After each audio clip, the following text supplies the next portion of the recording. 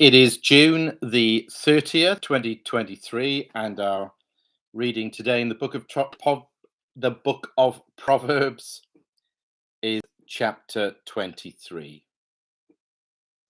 When you sit to dine with a ruler, note well what is before you, and put a knife to your throat if you are given to gluttony. Do not crave his delicacies, for that food is deceptive.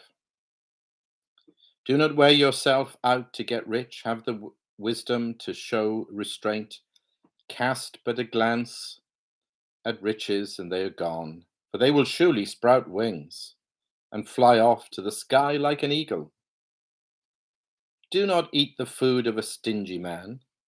Do not crave his delicacies, for he is the kind of man who's always thinking about the cost. Eat and drink, he says to you, but his heart is not with you. You will vomit up the little you have eaten, and will have wasted your compliments. Do not speak to a fool, for he will scorn the wisdom of your words. Do not move an ancient boundary stone, or encroach on the fields of the fatherless, for their defender is strong. He will take up their case against you. Apply your heart to instruction, and your ears to words of knowledge. Do not withhold discipline from a child. If you punish him with the rod, he will not die. Punish him with the rod and save his soul from death. My son, if your heart is wise, then my heart will be glad. My inmost being will rejoice when your lips speak what is right. Do not let your heart envy sinners, but always be zealous for the fear of the Lord. There is surely a future hope for you, and your hope will not be cut off. Listen, my son, and be wise, and keep your heart on the right path. Do not join those who drink too much wine or gorge themselves on meat, for drunkards and gluttons become poor, and drowsiness clothes them in rags. Listen to your father who gave you life, and do not despise your mother when she is old. Buy the truth, and do not sell it. Get wisdom, discipline, and understanding. The father of a righteous man has great joy. He who has a wise son delights in him. May your father and mother be glad. May she who gave you birth rejoice. My son, give me your heart, and let your eyes keep to my ways. For a prostitute is a deep pit, and a wayward wife is a narrow well. Like a bandit, she lies in wait and multiplies the unfaithful among men. Who has woe? Who has sorrow? Who has strife? Who has complaints? Who has needless bruises? Who has bloodshot eyes? Those who linger over wine, who go to sample bowls of mixed wine. Do not gaze at wine when it is red, when it sparkles in the cup, when it goes down smoothly. In the end, it bites like a snake, poisons like a viper. Your eyes will see strange sights, and your mind imagine confusing things. You'll be like one sleeping on the high seas, lying on top of the rigging. They hit me, you will say, but I'm not hurt.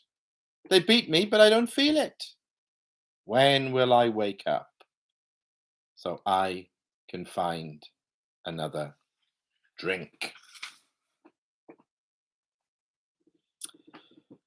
Amen. Well, so we continue now. Remember back in 22:17 and particularly verse 20, the 30 sayings of the wise.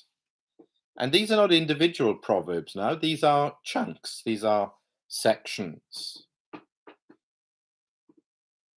And in this chapter, there are many of the themes that we've become familiar with.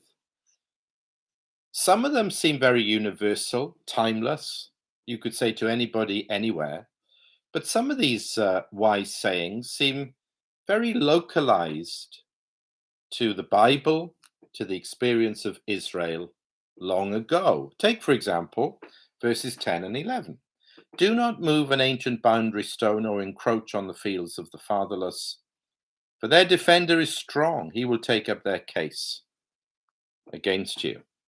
Yes, it might seem to be very specific to the agrarian lifestyle of the Israelites when they went into the land.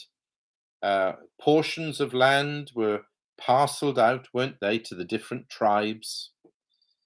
And then that civilization began, and every tribe and then every community and every family, they had their little portion of land which was marked off by these boundary stones. And this demarcation, this gifting, which came ultimately from God, the promised land, goes back, all the way back from here is the time of Solomon, going right back to the time of Joshua. So this was essential because this marked the property, the possession of the individual Israelites and their families. If you play around with those, if you move those boundary markers around, and they were literal stones, so that you somehow, by tricky maneuvering, maybe very gradually over time, maybe much more boldly, in a power grab, an attempt to get land from somebody else, what's going on? This is dishonesty. This is fraud. This is pinching land off them. So I've got it now. I can have more cattle. I can plant more crop. I can get bigger, better, wealthier. That's what's going on. Greed, fraud, taking advantage of my neighbor, not loving my neighbor.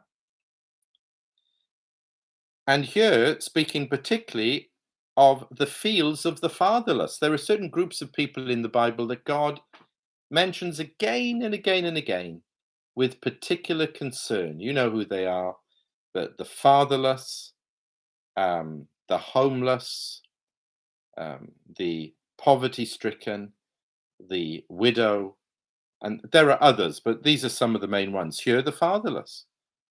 So you have a woman whose husband has died. Typically in these days, families were so much bigger. She's trying to run the farm. She's trying to keep her house going. And there are powerful forces out there. Maybe other neighbors, that can happen, and it did happen. But this probably is referring rather again to the rulers. I mean, there's a lot of references to rulers in this chapter, right from the first verse. So this is probably talking about tyrannical, greedy, rapacious rulers who will just manipulate, abuse, and will bleed dry the people that they should be serving and leading and blessing, and particularly these vulnerable ones who just haven't got the power to fight back. Don't do that. It's a command. Why? Because for their defender is strong. He'll take up their case against you. Now, the powers that be, the magistrate, the judge, the police, the whatever, the authority figures in society, they should be the ones who rise up and say, no, you mustn't do that. That's disgusting. That's immoral. That's ungodly to treat people like that, particularly the fatherless, particularly the widows. But sometimes that's exactly what is happening. And it might even be those people who are doing it. What do you do then? Where do you go then?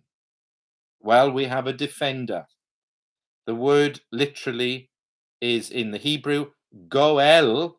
It is the redeemer.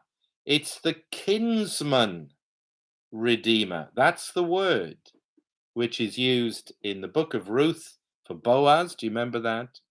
And is used in the book of Isaiah for God himself, the one who comes to the rescue, the one who will crush our enemies, the one who will keep us safe and restore to us what others would seek to rob us of, particularly the ultimate enemy, Satan himself. We have a defender who is strong, and he'll take up our case against these evil, wicked forces, behind which ultimately is the evil one. So we learn a lot from this passage and this wise saying, not to allow greed, fraud, and manipulation of our neighbor, particularly our vulnerable neighbor, to become the norm in society. Ultimately, God himself will rise up. We know he will do that on the judgment day, but sometimes he does it in the here and now. Sometimes he does it in this life. And it is an awesome thing to fight against the living God, the defender, who is strong and mighty and just, and will not tolerate such behavior.